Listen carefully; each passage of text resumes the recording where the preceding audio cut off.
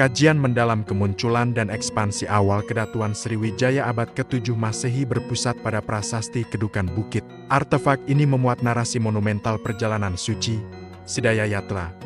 Dipimpin Dapuntahyang Srijayanasa, pendiri kemaharajaan, pada tahun 682-683 Masehi.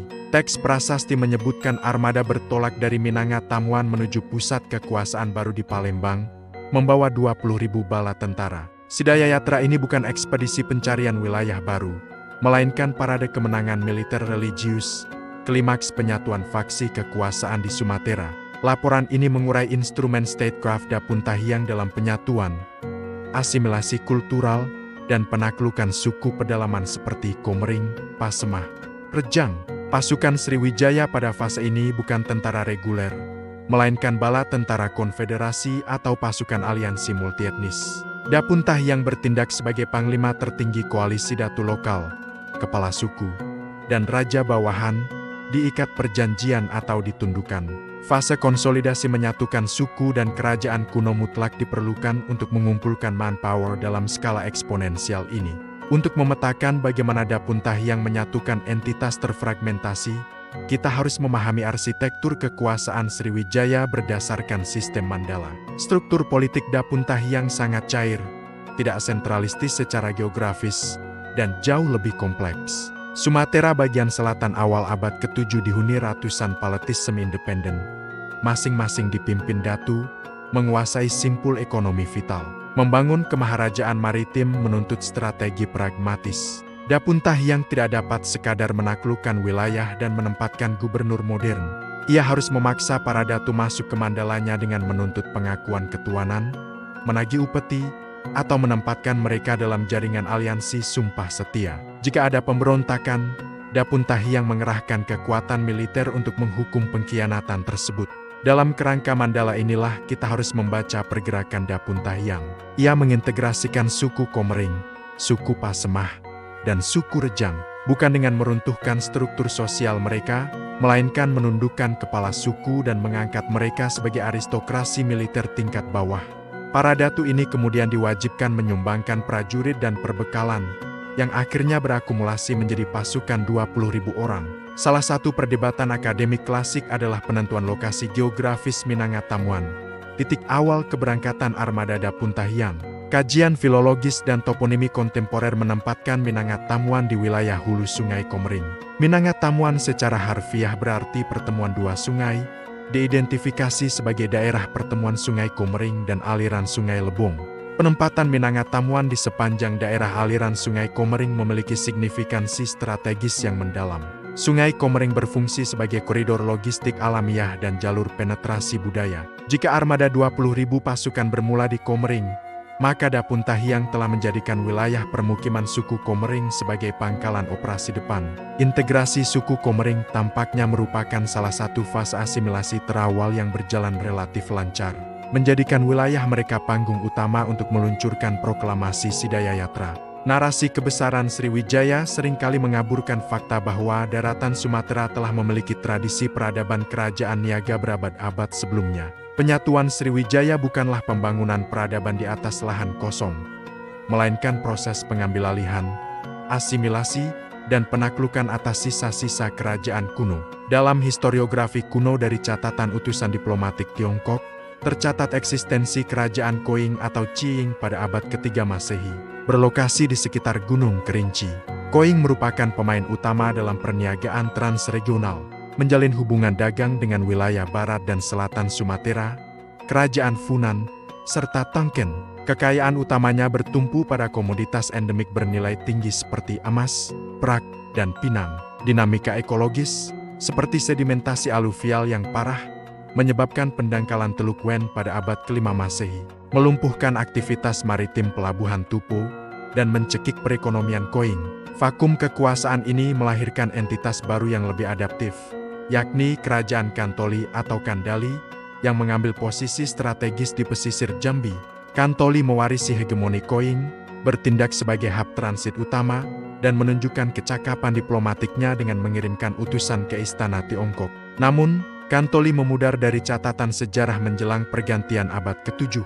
Tantangan terbesar Dapuntahiang dalam mengkonsolidasikan garis pertahanan belakang adalah menundukkan suku Pasemah yang menghuni dataran tinggi vulkanik. Bukti arkeologis menunjukkan masyarakat ini pewaris kebudayaan megalitik prasejarah yang dinamis, dengan patung-patung monumental penuh vitalitas. Suku Pasemah adalah masyarakat pejuang pegunungan dengan sistem pemerintahan adat tradisional yang mandiri. Dapuntahiang menerapkan kombinasi diplomasi koersif, pengerahan militer taktis, dan eksploitasi perang urat syaraf berbasis psikologi agama kuno. Bukti material paling otentik adalah prasasti Palas Pasemah, ditemukan di Lampung Selatan, yang berisi sapatha atau rumusan sumpah kutukan mematikan. Prasasti ini mengancam para pemuka adat dan rakyat di pedalaman dengan kutukan apabila mereka berkhianat atau menolak tunduk pada Sriwijaya. Peletakan tugu prasasti kutukan ini di pintu gerbang wilayah kultural Pasemah menunjukkan kecerdasan sosiologis Sriwijaya. Dalam lanskap spiritual masyarakat megalitik Pasemah, sebuah kutukan formal diukir di atas batu diyakini sebagai intervensi entitas gaib. Melalui instrumen political magic inilah, para pemimpin Pasemah dipaksa bersumpah setia. Integrasi suku Pasemah menghasilkan dividen strategis, mengamankan hulu sungai Musi dan menyediakan prajurit tangguh untuk pasukan Sriwijaya. Sementara teror magis diterapkan pada Pasemah, narasi konsolidasi Dapuntahiang di sisi barat pegunungan, di pesisir dan perbukitan Bengkulu, memperlihatkan pendekatan yang berbeda, didasarkan pada negosiasi budaya, sinkretisme religius, dan aliansi ekonomi mutualisme dengan suku Rejang.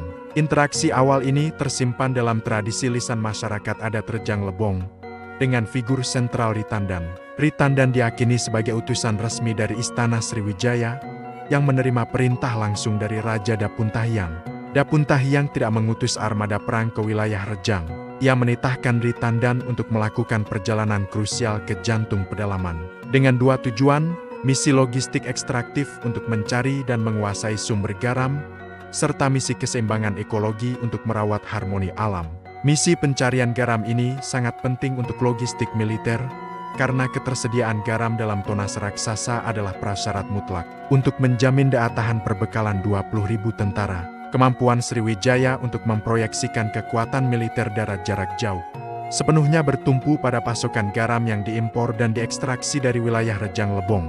Lebih jauh, pesan filosofis yang dibawa oleh Ritandan untuk tidak merusak alam dan pantang membunuh makhluk bernyawa adalah manifesto doktrin ajaran Ahimsa. Dari teologi Buddha Mahayana, agama resmi Keraton Sriwijaya, di wilayah Rejang, agama tidak ditebarkan melalui ujung pedang, melainkan melalui penghormatan terhadap alam semesta yang selaras dengan nilai-nilai kosmologi lokal Rejang. Misi kooperatif ini disambut positif, menandai awal integrasi wilayah Bengkulu ke dalam Mandala Sriwijaya secara sukarela. Afirmasi atas relasi damai ini didukung oleh temuan arkeologi megalitik di Bengkulu, seperti menhir situs rimba di Desa Lawang Agung. Monolit ini tidak dimusnahkan oleh pasukan Sriwijaya. Sebaliknya, terjadi akulturasi dan sinkretisme seni arsitektur prasejarah dengan estetika keraton. 4 sisi menhir diukir dengan relief simbolik, termasuk motif liana merayap yang melambangkan kolaborasi ekologis dan suasana damai. Peletakan menhir ini di Lawang Agung mengindikasikan fungsi ganda, monumen perlindungan alam dan landmark batas teritorial informal atau patok Mandala Sriwijaya. Dengan diamankannya kesetiaan suku Rejang, Sriwijaya sukses membentengi sayap barat kepulauannya, menciptakan zona penyangga yang memastikan logistik garam dan hasil hutan mengalir ke pusat militer di Komering tanpa gangguan. Serangkaian bukti dari berbagai front menyatukan serpihan puzzle historiografi mengenai esensi peristiwa Akbar pada tahun 682-683 Masehi, yang dicatat di prasasti Kedukan Bukit. Konstruksi kekuatan 20.000 pasukan adalah manifestasi kuantitatif dari keberhasilan penyatuan faksi-faksi independen ini.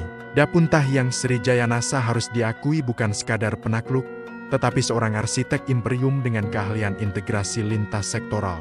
Urutan proses konsolidasi yang membentuk embrio kerajaan Sriwijaya sebelum pengumuman kemenangan resmi dapat direkapitulasi melalui 4 tahapan utama. Pertama, teror psikologis dan fakta pertahanan pegunungan fase psychological warfare, penanganan kelompok masyarakat warrior megalitik dari suku Pasemah. melalui prasasti Palas Pasemah untuk memaksa elit lokal bersumpah setia dan mengubah potensi perlawanan menjadi reservoir rekrutmen infanteri. Kedua, diplomasi logistik ekologis fase soft power, penetrasi tanpa kekerasan ke wilayah suku Rejang di Bengkulu melalui negosiator Ritandan, mengunci rantai pasok garam dan ditandai dengan pendirian Menhir Situs Rimba yang melambangkan perdamaian.